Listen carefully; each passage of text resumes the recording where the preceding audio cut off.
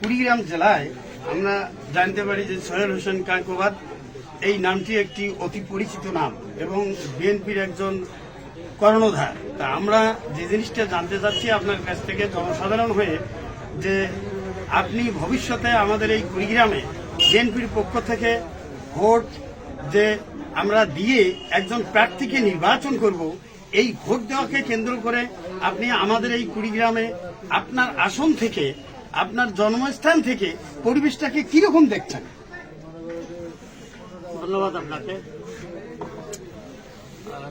আজকে আপনি যে বিষয়ে কথা বলেছেন, 5ই আগস্টের পূর্বে বাংলাদেশের মানুষের কোনো ভোটের অধিকার ছিল না, কথা বলার অধিকার ছিল না। বিরোধী দলের নেতাকর্মীদের উপর অত্যাচার, গুম, হত্যা, বিভিন্নভাবে রাজনৈতিক নেতা হয়রানি থেকে আজকে বাংলাদেশের মানুষ ছাত্র জনতার উত্থানের মাধ্যমে 5ই আগস্টে স্বৈরাচার সরকারের পতন হয়েছে। তখন থেকেই বাংলাদেশের মানুষ একটি নতুন বাংলাদেশ দেখার স্বপ্ন দেখছে।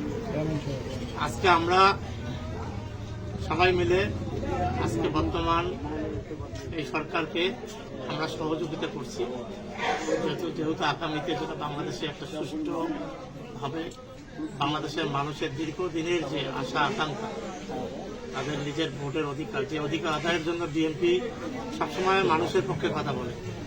আমাদের ভারপ্রাপ্ত চেয়ারম্যান তারেক রহমান তিনি সবসময় বক্তব্য দিচ্ছেন, বিবৃতি দিচ্ছেন যে বিএনপির নেতাকর্মীদেরকে সবসময় জনগণের পাশে থাকার জন্য, জনগণকে ঐক্যবদ্ধ হয়ে বাংলাদেশের পরিবেশ যেন কেউ বিনষ্ট করতে না পারে, কোনো অপশক্তি যেন বাংলাদেশকে আবারও সেই ষড়যন্ত্রের দিকে নিয়ে যেতে না পারে, এজন্য কিন্তু তিনি সবসময় বলছেন এবং বক্তব্য দিচ্ছেন। আমরা বর্তমান সরকারকে সহযোগিতা করছি। আমরা চাই বাংলাদেশে একটা সুষ্ঠু ভোটের পরিবেশ তৈরি হবে এবং ইনশাআল্লাহ বাংলাদেশের মানুষ মন খুলে, প্রাণ খুলে যেন আগামীতে তাদের মনোনীত প্রার্থীকে ভোট দিতে পারেন। এবং আমরা যেটা চাই, বিএনপি চাই জনগণের ভোটে নির্বাচিত হওয়ার।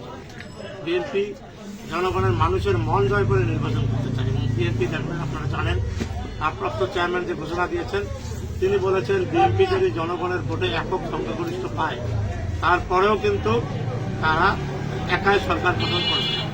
সমস্ত বিরোধী দল যারা বিগত স্বৈরাচারের বিরুদ্ধে আন্দোলন করেছে, তাদেরকে নিয়ে সবাই মিলে ঐক্যমতের ভিত্তিতে একটা সরকার গঠন করবে। আমরা আশা করি ইনশাল্লাহ বাংলাদেশে সেই ভোটের পরিবেশ তৈরি হবে, বাংলাদেশের মানুষ ভোট দিতে পারবে। আর ভোটের কথা যেটা বলেছেন, আমি কুড়িগ্রামের ছাত্র জীবন থেকে রাজনীতি করছি। আমি বিএনপির আমি তৃণমূলের নেতা কর্মী। আমি এখানে কাজ করছি। এখানে কেন্দ্রীয়ভাবে ভোটের বিষয়টা সেন্ট্রালি যাকে নির্ধারণ করবে, যাকে মনোনয়ন দেবে, তার পক্ষেই আমরা কাজ করব। আমরা ধানের শীষের মাঠ তৈরি করতেছি, বিএনপিকে সংগঠিত করতেছি, জনগণের কাছে যাচ্ছি। এটা সিদ্ধান্ত হলো কেন্দ্রীয়ভাবে যাকে দেবে তার পক্ষে আমরা কাজ করব। ধন্যবাদ।